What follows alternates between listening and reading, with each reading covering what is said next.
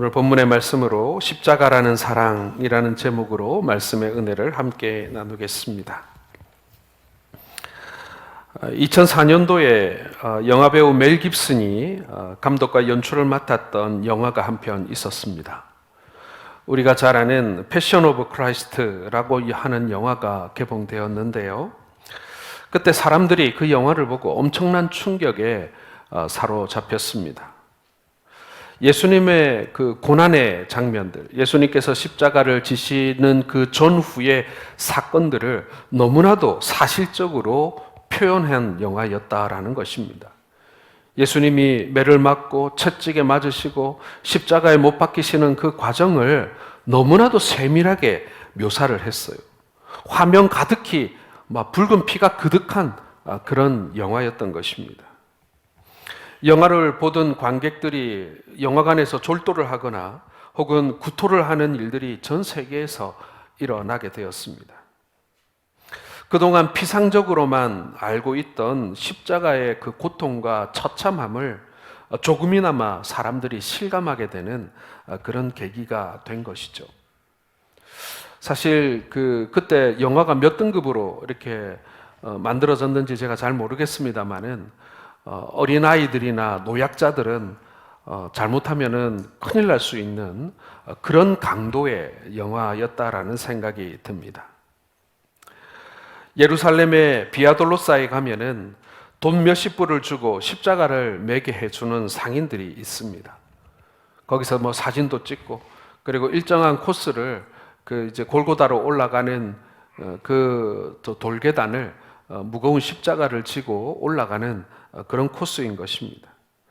사람들이 그 십자가의 고통, 그 십자가의 무게를 조금이나마 경험하고 싶은 마음들이 있기 때문에 그런 사람들을 대상으로 그렇게 십자가를 빌려주는 그런 장사를 하고 있는 사람들이 지금도 있습니다. 그러나 여러분, 살이 찢어지고 창에 찔리고 손발에 굵은 대못이 박히는 그런 고통을 여러분 우리가 영화로든 아니면은 그런 십자가를 잠시 저어보는 그것으로 과연 우리가 체감할 수 있을까? 그것을 우리가 다 느껴볼 수 있을까? 짐작해 볼 수는 있을까라는 생각을 하게 되어집니다. 정말 엄청난 고통이겠지요. 예수님은 십자가에서 인간의 말로 형언할 수 없는 그러한 고통을 당하셨습니다. 육체적인 고통뿐만 아니라 정신적인, 영적인 고통까지 함께 당하셨습니다. 많은 군중들 앞에서 옷이 벗김을 받았고 로마 군병의 채찍을 맞았으며 그리고 사람들에게 모멸감 섞인 조롱을 받아야만 했습니다. 그리고 손과 발에는 못이 박히는, 그래서 십자가에 죽을 때까지 매달려 있어야 하는 그러한 고통을 당하셨던 것이죠. 머리에는 가시 면류관을 썼습니다. 옆구리에는 창이 찔렸습니다. 여러분, 왜 이런 고통을 우리 주님이 당하셔야만 했을까요? 반역죄를 저질렀습니까? 절도죄를 저질렀습니까? 아닙니다. 우리 예수님의 죄목을 들자면 사랑죄라고 할 수 있을 것입니다. 우리를 사랑하셨기 때문에 그런 고통과 형벌을 감내하셨던 것입니다.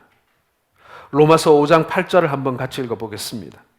우리가 아직 죄인 되었을 때에 그리스도께서 우리를 위하여 죽으심으로 하나님께서 우리에 대한 자기의 사랑을 확정하셨느니라.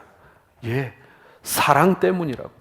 예수님께서 사랑 때문에 십자가에서 죽으셨다라고 말씀은 그렇게 기록하고 있습니다. 하나님의 사랑과 하나님의 공의가 만나는 최절정의 사건이 바로 십자가의 사건인 것입니다. 성경은 예수님이 오시기 700년 전에 이미 이 사실을 이사야 선지자를 통하여 예언해 놓으셨습니다. 오늘 우리가 읽었던 본문이죠. 오늘은 절기상 종려주일입니다. 고난주간의 시작이라고 합니다. 우리는 이 절기를 맞이하면서 우리를 사랑하셨던 그 십자가의 사랑이 어떠한 사랑인지 우리가 다시 한번 되새겨 봐야 합니다. 아니, 다시 한번 우리가 생각하고 묵상해야 합니다. 그리고 우리가 어떤 은혜를 받았는지, 우리가 어떤 사랑을 받고 있는지를 우리가 함께 살펴보면서 보내는 이 고난주간의 시간이 될 수 있기를 바랍니다. 먼저 여러분, 이 십자가의 사랑은 어떤 사랑인가? 바로 우리를 위하여 낮아져서 고난받으신 사랑이다라는 것입니다. 자, 2절 말씀 같이 읽겠습니다. 그는 주 앞에서 자라나기를 연한 순 같고 마른 땅에서 나온 뿌리 같아서 고운 모양도 없고 풍채도 없은즉 우리가 보기에 흠모할 만한 아름다운 것이 없도다. 자, 예수님은 연한 순과 같은 모습으로 오셨습니다. 당시 아무런 정치적인 영향력이 없었던 다윗의 혈통에서 태어나셨습니다. 한때는 왕족이었지만 그러나 나라를 잃어버리고 왕통이 끊어진 지금에서 다윗의 후손인들 무슨 영향력이 있겠습니까? 그 당시의 사회적 그 권력은요, 로마인들이 가지고 있었고요. 그 다음에 바리새인들이 가지고 있었습니다. 다윗의 후손이라는 거 아무런 소용이 없었어요. 목수의 아들로 처녀 마리아에게 나셨습니다. 오해받을 만한 그런 관계 속에서 태어나신 것입니다. 사람들의 숙덕거림과 손가락질을 받아야만 했던 그런 출생의 배경을 가지고 계셨던 것이죠. 분만실이 아니라 짐승이 자는 마구간에서 태어나셨고, 호화로운 요 위에 누이신 것이 아니라 가축의 먹이통 위에 누우셔야만 했습니다. 예수님은 나실 때에 마른 땅에서 나온 줄기 같았어요. 아무에게나 밟히고요, 짐승들의 먹이가 될 수밖에 없는, 그러나 그 상황 속에서도 아무런 대적할 수 없는 그런 너무나도 연약한 순과 같이 태어나셨다라는 것입니다. 헤롯의 칼이 기다리고 있는 곳에 태어나셨어요. 부패하고 타락한 시대에 태어났습니다. 외모로 보아 흠모할 만한 것이 없는 이 땅에 태어나셨던 것입니다. 고운 모양도 없고 풍채도 없은즉 우리가 보기에 흠모할 만한 아름다운 것이 없었다. 사람들이 야, 저 정도면 괜찮아 라고 할 만한 어떠한 조건도 가지고 태어나시지 못했다라는 것입니다. 위대한 사람은 그들만의 위대한 신화가 있기 마련입니다. 태어날 때부터 뭔가 다른 게 있어야 돼요. 우리나라도 이 탄생 설화나 아니면 건국 설화를 한번 살펴보면요, 온통 아래에서 태어났어요. 특별하다는 얘기예요. 다른 사람들, 평범한 사람들과는 다르게 만들기 위해서 그런 이야기들을 만들고 꾸며낸 것입니다. 다르다는 것을 말해주기 위해서 말이죠. 그러나 우리 주님은 그렇지 않았어요. 하나님의 아들이 이 땅에 오셨는데 너무나도 초라하게 오신 것입니다. 그리고 이 땅에 오셔서 사람들에게 칭찬받고 칭송받기보다는 멸시를 받으셨습니다. 사람들에게 싫어 버림받았고 모함도 많이 겪어야만 했습니다. 그리고 자기 백성들, 아니 자기 고향 사람들조차도 그를 귀하게 여기지 않았습니다. 유대인의 왕이었음에도 불구하고 그 백성들이 그 왕을 귀하게 여기지 않았다는 말입니다. 왜 그렇게 멸시를 당하고 이 땅에 하나님의 아들 예수님께서 그런 대우를 받으면서 하나님의 아들이 왜 이 땅에 오셨는가 하는 것입니다. 그것은 여러분 다른 것이 아닙니다. 사랑 때문이었다라는 것입니다. 요한복음 3장 16절, 우리가 너무나 잘 아는 말씀 중에도 하나님이 세상을 이처럼 사랑하사 독생자를 주셨다라고 말씀하지 않으셨습니까? 너무나도 사랑하신 나머지 당신의 독생자를 이 세상에 주셨다라는 것입니다. 아니, 나에게 주셨다라는 것입니다. 사랑 때문에 낮고 천한 인간의 몸을 입으시고 이 땅에 우리를 위하여 오셨다라는 거예요. 여러분, 그리스도의 십자가의 사랑이라는 것이 바로 이런 것입니다. 사랑하기 때문에 멸시를 당합니다. 사랑하기 때문에 다른 사람의 입장이 되어집니다. 사랑하기 때문에 고통을 감수하고요, 사랑하기 때문에 멸시를 받고 천대를 받는 것입니다. 진정한 사랑이란 나의 이익을 위해서 다른 사람에게 갖는 정서적인 반응이나 호감을 갖는 그런 정도가 아닙니다. 그 사람을 위해 고통을 감수할 수 있는 그런 사랑입니다. 만약에 그것을 감수할 마음이 없는 사랑이라면 그건 그 사랑의 진정성이 의심받을 수밖에 없는 거예요. 나의 유익이 있을 때만 사랑하는 것, 그건 진짜 사랑이 아닙니다. 사랑은 상대방의 처지로 내려가 감당하는 것이죠. 누가복음 6장 32절을 같이 읽겠습니다. 너희가 만일 너희를 사랑하는 자만을 사랑하면 칭찬받을 것이 무엇이냐? 죄인들도 사랑하는 자는 사랑하느니라. 상대방을 위해서 처절한 고통을 감수하는 사랑이 진짜 사랑입니다. 여러분, 고난주간을 맞이하면서 우리는 예수님의 사랑을 본받고 남을 위해 고난받는 사랑으로 사랑하는 신앙인이 되어야 할 줄로 믿습니다. 자녀를 위해, 부모를 위해, 남편과 아내를 위해, 그리고 힘들고 어려운 우리의 이웃들을 위해 여러분, 우리가 사랑을 가지고 그들에게 나아갈 수 있는, 사랑을 실천할 수 있는 그런 신앙인들 되실 수 있기를 바랍니다. 예수님이 사람의 몸을 입고 오셔서 멸시를 받고 강고를 많이 겪고 고난을 당하신 것은요, 바로 우리를 위한 사랑 때문입니다.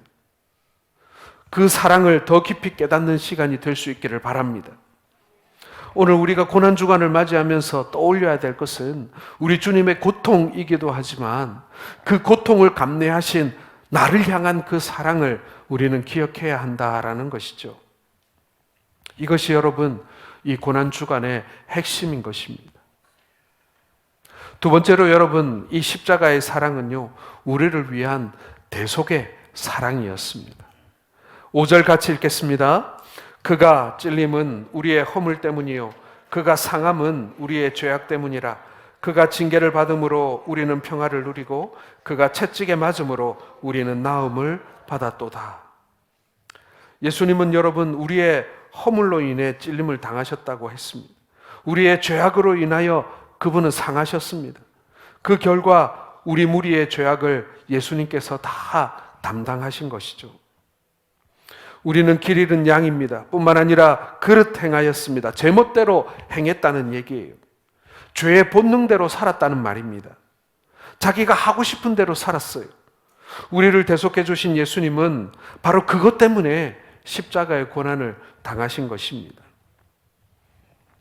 노르웨이 시골에 있는 한 조그만한 교회에는 그 교회 정문에 어린 양의 조각이 이렇게 붙어 있는 교회가 있다고 합니다. 이 조각이 세워진 경위는 그래요.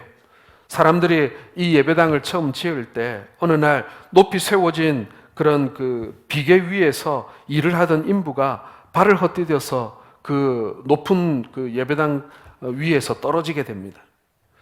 같이 일하던 인부들이 큰일이 났다고 생각하고 얼른 달려가 봤는데 그 떨어진 인부는 생각보다 많이 다치지 않고 안전하게 땅바닥에 드러 누워 있는 거예요. 이유는 그것입니다. 떨어지는 그 순간 양떼가 그 밑을 지나가고 있었고, 그리고 이 인부가 떨어진 아래로 양들이 있었기 때문에 이 인부가 목숨을 건질 수 있었던 것입니다. 대신 양이 몇 마리가 죽은 거예요. 그 중에서도 어린 양들이 그 인부에게 깔려서 그 자리에서 죽은 것입니다. 그래서 그 예배당을 짓던 사람들이 그 어린 양의 희생을 이렇게 기리면서 그 예배당 벽에다가 어린 양의 모습을 조각해 넣었다고 합니다. 여러분, 우리도 예배당 건축을 해보았습니다마는 예배당을 짓다가 인사사고가 나면 그거 큰 시험거리 아니겠습니까? 그런데 이 교회가 물론 사람의 생명이 더 중요하죠. 그런데 그 양의 희생으로 그 교회가 사람의 생명을 살리게 되고, 그리고 큰 사고가 없이 그 예배당을 짓게 된 것에 대한 감사가 있었던 것입니다. 지옥으로 떨어지는 인간을 위해서 어린 양 대신 예수 그리스도께서 대신 죽으심으로 나를 구원하신 것입니다. 그가 상함은 우리의 죄악 때문이라고 말씀하셨습니다.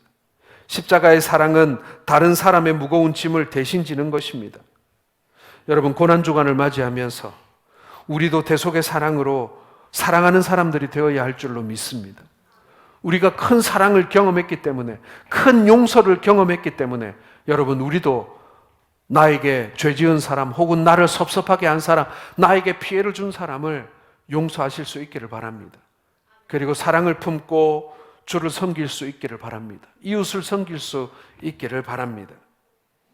예수님은 마가복음 12장 33절에 이렇게 말씀하셨습니다. 같이 읽겠습니다.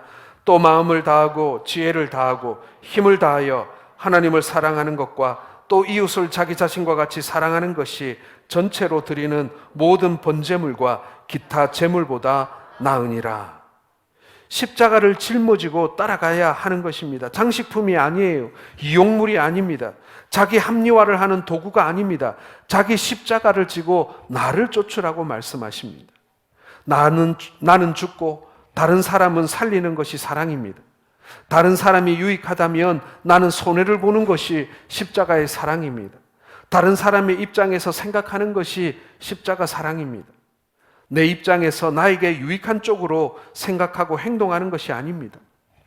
십자가의 대속의 사랑을 깊이 깨닫는 한 주간이 되시기를 주님의 이름으로 축원합니다. 마지막 세 번째로 여러분, 십자가의 사랑은요, 죽기까지 순종하는 사랑입니다. 7절 같이 읽겠습니다. 시작.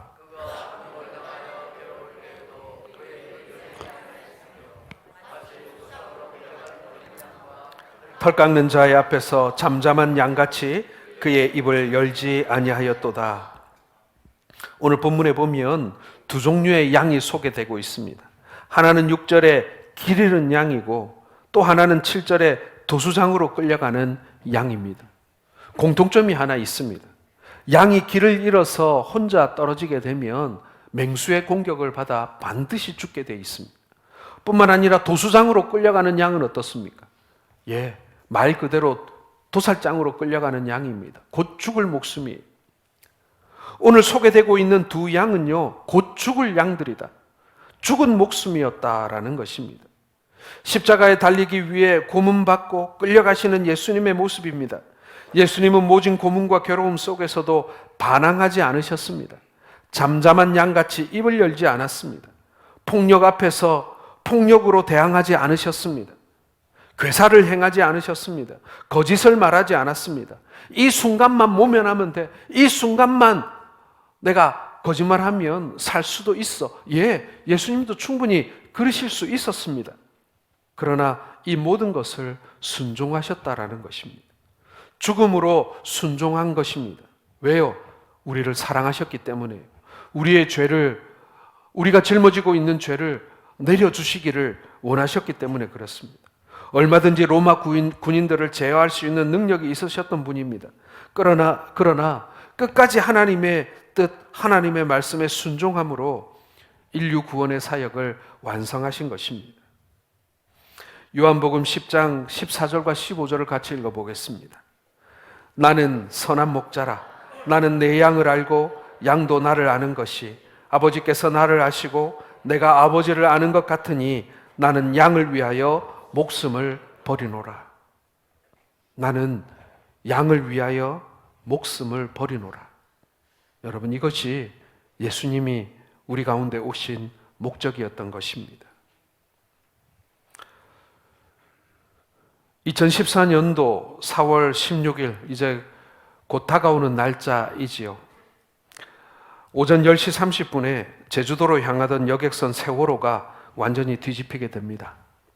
배에는 수학여행을 가던 안산 단원고 학생 325명을 포함해서 승객 476명이 그 배에 타고 있었습니다. 그 중에 살아남은 사람은 모두 합해서 172명에 불과했습니다. 단원고 학생, 교사, 일반인 승객과 선원들까지 포함해서 총 304명이 돌아오지 못했습니다. 대전 현충원에 가면요, 이 세월호 참사와 관련된 인물이 19분 안장되어져 있습니다. 대전 현충원 순직 공무원 11호부터 20호 묘역에는 참사 당시에 희생된 10분의 선생님이 거기에 이제 안장되어 있습니다. 교사 공무원이 순직으로 인정받아 현충원에 안장된 일은 이 세월호 사건, 이 단원고 선생님들이 최초였습니다. 선생님들은 배가 침몰할 당시에 자기 자신은 뒤로 하고 학생들을 한 명이라도 더 구조하다가 자신의 목숨을 잃은 그런 선생님들이었습니다.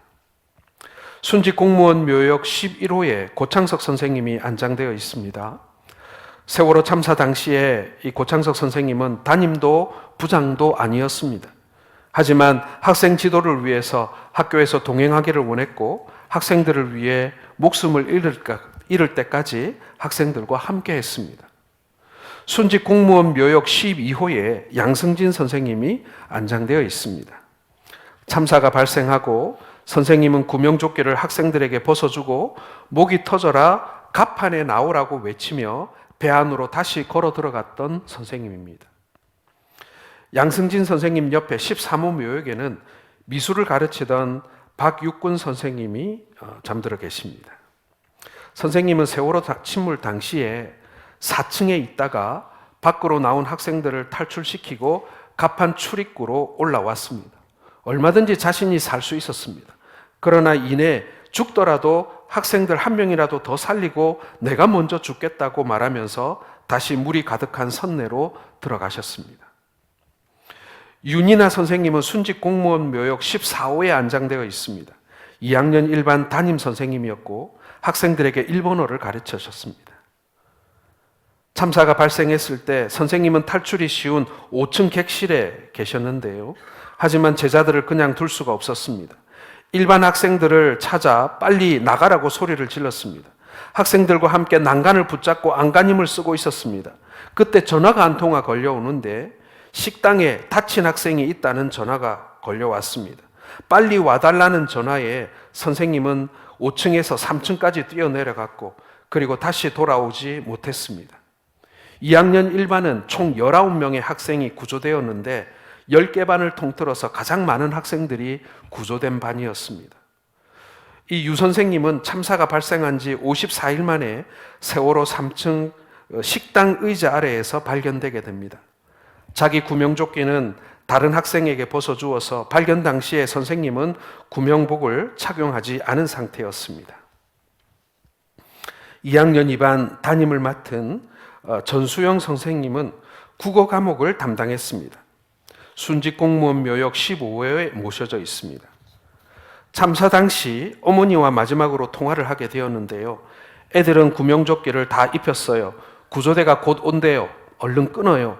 라고 통화한 것이 선생님이 마지막으로 남긴 통화 내역이었습니다. 사랑하는 성도 여러분, 자발적인 희생, 자발적인 죽음, 그것은요, 사랑만으로 가능한 일입니다. 예수 그리스도께서 죽기까지 순종하셨다라는 것은 바로 우리를 사랑하셨기 때문입니다. 이 선생님들이 학생을 사랑함으로 자신의 목숨을 아까워하지 않은 것처럼 말입니다. 사실은 우리 주변에 사랑함으로 죽기까지 사랑한 이야기들이 적지가 않습니다. 예수 그리스도께서 보여주신 그 사랑이 바로 우리들의 모델이고 또 우리가 살아가야 할 방법이고 우리 그리스도인들이 따라 살아야 할 삶인 것입니다. 사랑하는 성도 여러분, 우리도 고난주간을 맞이하면서 이 사랑을 실천하는 주인이 되어야 할 줄로 믿습니다. 바로 우리들의 모습이 되어야 할 줄로 믿습니다. 인도의 성자라고 불리는 썬다싱이 네팔의 산을 넘어갈 때였습니다. 산불이 일어났어요. 마을 사람 서너 명이 불을 끄다 말고 나무 위를 쳐다보고 있었습니다. 썬다싱도 사람들이 뭘 쳐다보나 궁금하여 그것을 쳐다보니 나무 위에 새둥지가 있었습니다. 새둥지 안에는 아직 날지 못하는 어린 새끼 새들이 있었고 그 뜨거운 열기에 아우성치면서 날개를 퍼덕거리고 있었습니다. 그리고 어미새가 둥지 주변을 날며 어쩔 줄 몰라 하고 있었습니다. 마을 사람들은 둥지 안에 있는 새끼들을 구하고 싶었지만 불길이 너무 강해서 안타깝게 바라만 보고 있었을 뿐이었습니다. 그러는 사이에 이제 새 둥지에 불이 붙었습니다. 그때 놀라운 광경이 눈앞에서 펼쳐졌습니다. 불길에 쌓인 새 둥지를 버리고 달아날 줄 알았던 어미새가 둥지 속으로 도리어 들어가서 새끼들을 감싸 안고 불에 타 죽는 것이었습니다. 그 광경에 마을 사람들은 할 말을 잃어버렸습니다. 그때 썬다싱이 마을 사람들에게 하나님의 사랑을 전하기 시작했습니다.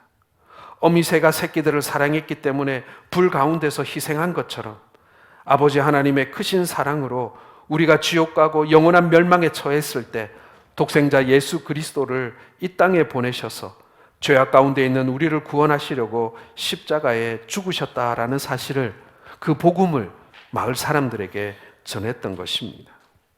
사랑하는 성도 여러분, 예수님의 사랑은요, 죽을 때까지, 아니 죽을 뻔한 사랑이 아니라 죽으신 사랑입니다.